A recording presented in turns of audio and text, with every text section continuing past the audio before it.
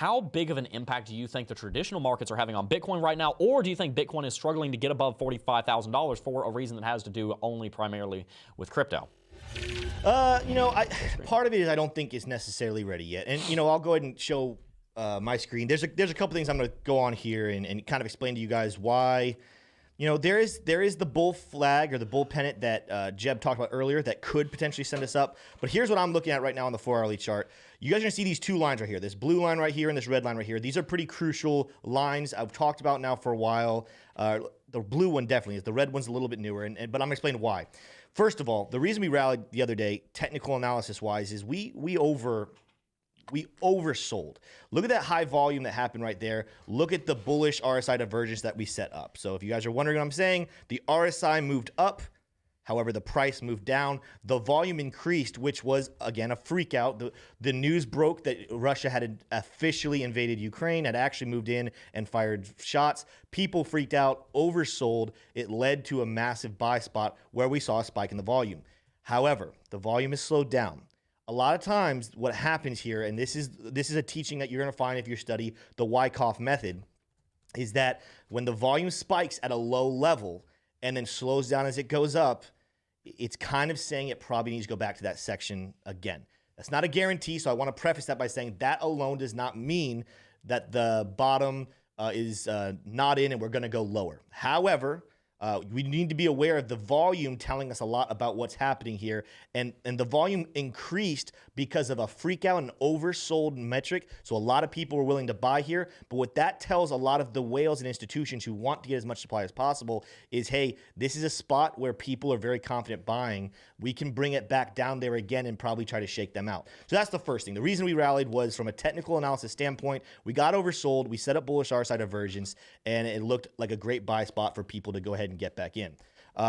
Now, here's my concern moving forward. And again, I think that this red line is actually really, really important on the 4-hourly chart. And the reason why is because right here, we started a trend line on the top of our RSI that we have not broken through, right? So at the moment, the price is still technically moving down. We did break the trend line moving down right here. So this is a positive development. However, unless we can close above this red line right there at 40,000, and it's like 40,088, but let's just call it 40,000.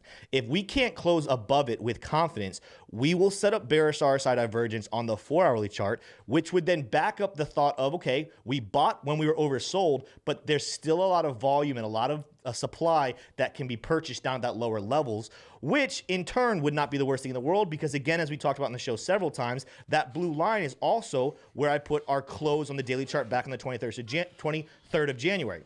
If we come back down to the lower 30s, around 34, 33, maybe even as low as 31, and close on the daily chart, we will set up daily bullish RSI divergence. Another great buy spot. It will allow the whales and institutions that want to get as much of this supply as possible, especially in light of what's happening right now in the world economy. It would allow them to get as much as possible before finally Bitcoin ends up rallying. But in my opinion, when I'm looking at the charts and I'm analyzing the news and the fundamentals that are coming in, that's the explanation of things I'm looking for. I'm not saying it's impossible to go ahead and break through this red chart. That would be awesome. I know a lot of people would be happy about it. However, there are a couple signs pointing out. I think also if you go to the 4-hourly chart, the Bollinger Bands kind of point towards this rejection too. You're going to see the top of the Bollinger Bands be right at that red line.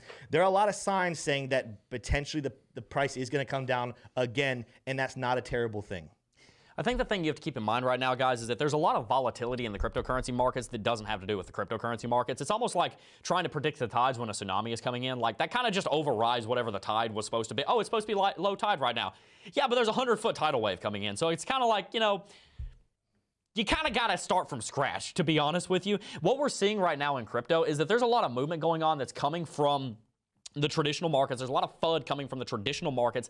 And the takeaway right here is that, yes, the technicals are very important. Yes, the fundamentals are very important. Yes, we need to analyze this market. But frankly, one of the reasons we haven't done a ton of technical analysis on Bitcoin is because at the moment, it could all be changed tomorrow. Tomorrow we could say, oh, okay, well, Russia decided to lay down its arms and then Bitcoin jumps, or Russia decides to do this and then that happens, or that anything could happen to have a major impact on the market. So the takeaway right now, and I want to throw to Kelly and get his take on this because he's been a professional trader and trading for like 5 years, making a living doing it. Right now feels like a really difficult time to make certain trades. and I'm not talking about making certain trades as in specific trades. I'm talking about making certain trades as in making a trade with any amount of certainty. You can never have certainty, but you want to have as much as you possibly can. At the moment, it's kind of difficult to say, hey, right now is a great time to enter a long because we're in an uptrend. There's a bull flag. We might be forming an inverse head and shoulders pattern. But it's also a hard thing to say, hey, but we're going to go into a downtrend because there's geopolitical FUD and also because we're setting up bearish RSI divergence. Right now feels to me like a no trade zone. Would you agree, Kelly? Oh, absolutely. I think it's a no trade zone. However, I will say for people that are professional traders and they're doing a lot of intraday trading, there's a lot of attraction to these sorts of markets because there's a lot of volatility that are going back and forth. But I do not recommend it for somebody that's trading, trying to put in a trade in, say it's your 5th trade or your 5th month in crypto or whatever it is.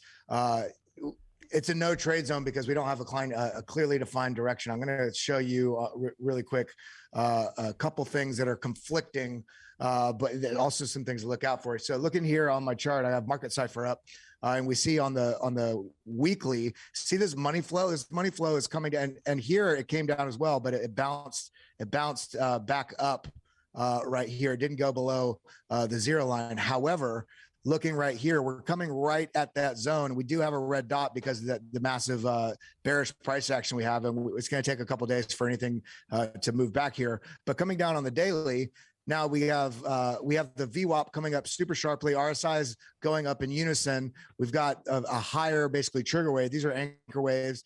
A trigger wave coming right here. So momentum it's looking like it wants to press up, but being that we're not in a clearly defined trend, you can even see it on the chart. We have all these red resistance zones, large resistance. And if I pull up the Fibonacci retracement tool,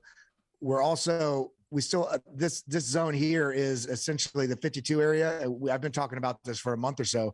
Is the golden retrace, the golden pocket between 618 and 6.65, and this is going to be a major barrier for us to break through. And so we're still in this downtrend.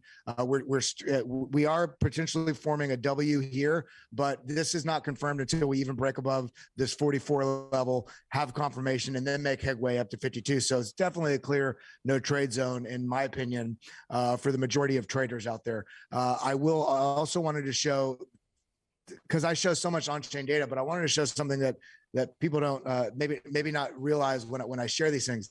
This is, and I point out even in my tweet here, this is very bullish in terms of how we're looking at the mirror multiple.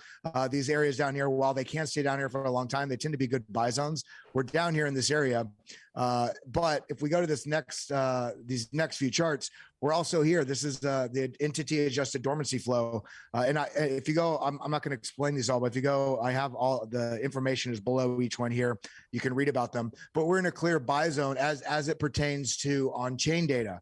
And this is another one. We're having a huge exchange outflows still, even though we're having this crazy testing the lows again, on this basically M pattern, essentially double bottoming on this giant consolidation that we've been having.